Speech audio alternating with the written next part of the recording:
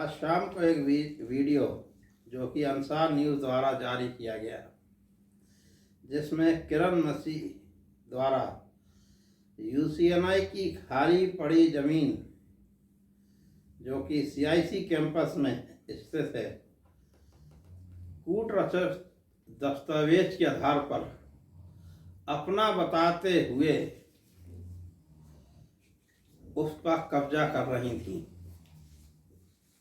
जिसकी सूचना मिलने पर यूसीएनआई के attorney holder mister Arun Pratap Singh द्वारा तत्काल पुलिस थाने नवाबाद थाने में फ़ोन किया एवं पुलिस द्वारा वहां पर पहुंचकर उस कार को रुकवाया गया। मंडी चौकी इंचार्ज श्री जितेंद्र सिंह द्वारा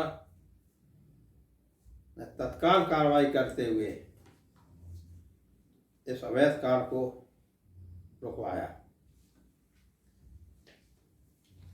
श्रीमती किरण मसीह का बयान यह है कि उनको लखनऊ डायसिस द्वारा 89 में एक पट्टा आरएन सिंह द्वारा दिया गया था और उस पर गुंडागर्दी की दम पर कोई मनीष गर्ग द्वारा अवैध कब्जा किया जा रहा था, जिसको कि उन्होंने रुकवाया।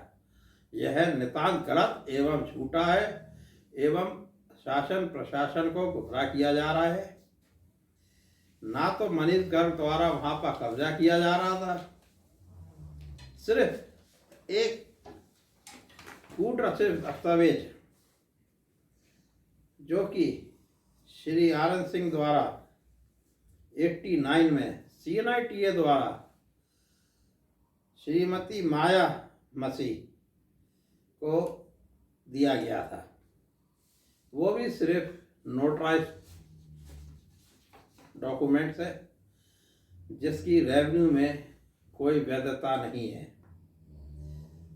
और उसकी स्टैम्प ड्यूटी मात्र 10 रुपये है।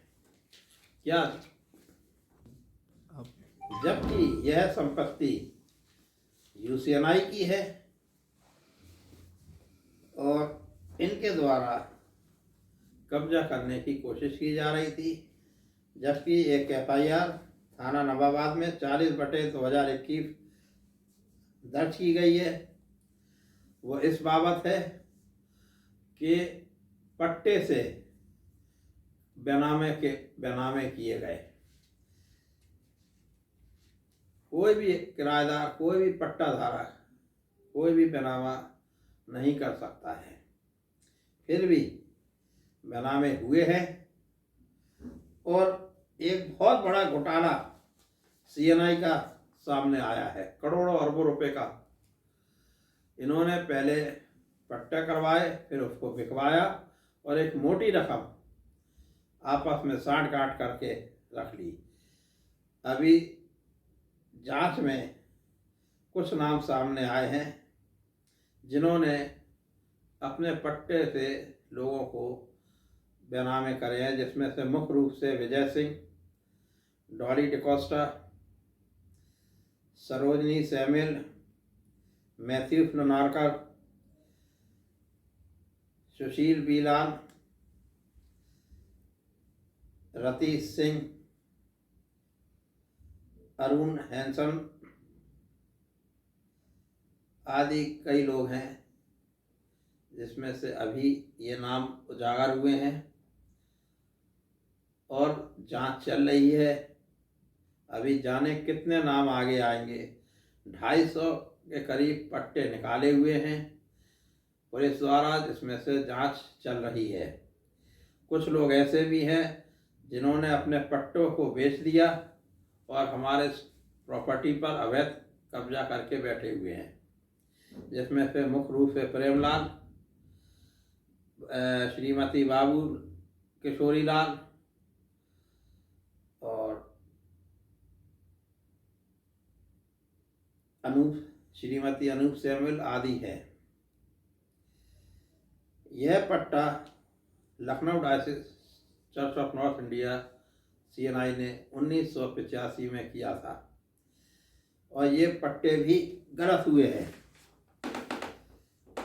जबकि हकीकत ये है कि 1977 में CNI UCNI से अपना मर्जर का पहला केस हारी थी और उसकी अपील 82 में हार गई और उसके बाद इन्होंने ऊपर हाई कोर्ट नहीं गए और ये ऑर्डर कंफर्म हो चुका है, जिसको कि 590 जूनियर डिवीज़न लुधियाना में चल रहे एक मुकदमे में इन्हीं के मैनेजिंग डायरेक्टर प्रेम मसीह जो कि CNI का है, उसने ये बात कबूल करी है कि हम 77 में ही मर्जर हार चुके हैं।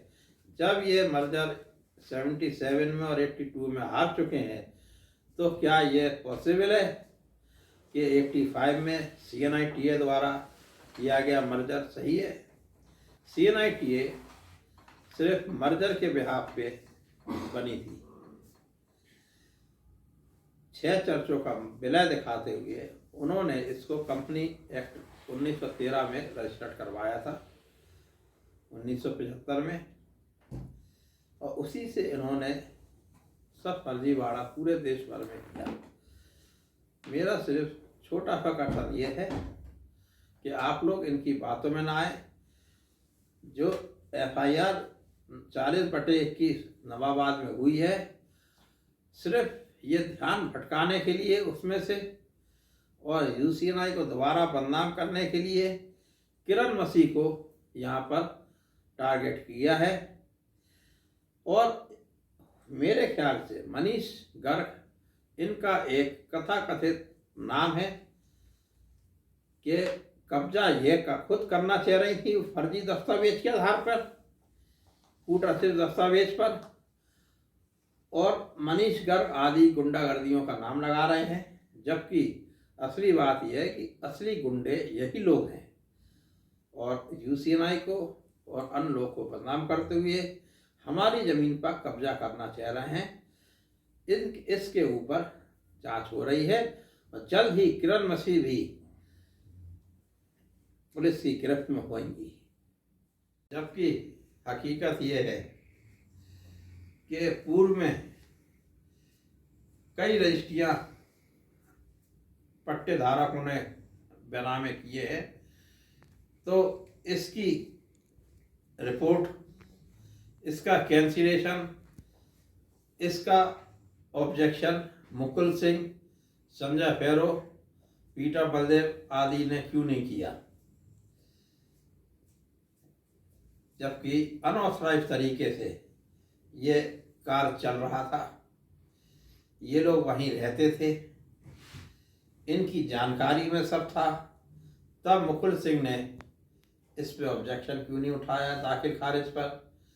संजय फेरो ने एज ए प्रॉपर्टी ऑफिसर इनकी डीड कैंसिल क्यों नहीं करवाई?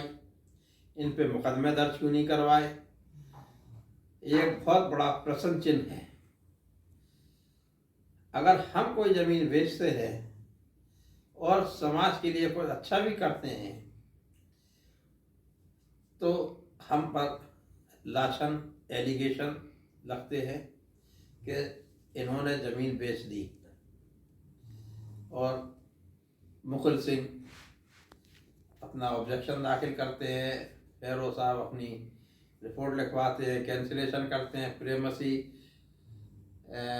झूठे शपथ पत्र, प्रार्थना पत्र जगह जगह ये लोग देते हैं। क्यों? इसके पहले जो ज़मीनें बिकी बेनामे हुए उसमें ये लोग कहाँ, प्रेम मसीह कहाँ थे, संजय फेरो कहाँ थे, मुकुल सिंह कहाँ थे? तब क्यों नहीं इन लोगों ने एक्शन लिया? इससे साबित होता है कि ये लोग सब मिले जुले हैं और आपस में साठ गांठ करके पहले पट्टा करते हैं, फिर ज़मीन बिकवाते हैं और एक मोटी रकम आपस में मिलजुल के रख लेते हैं। धन्यवाद।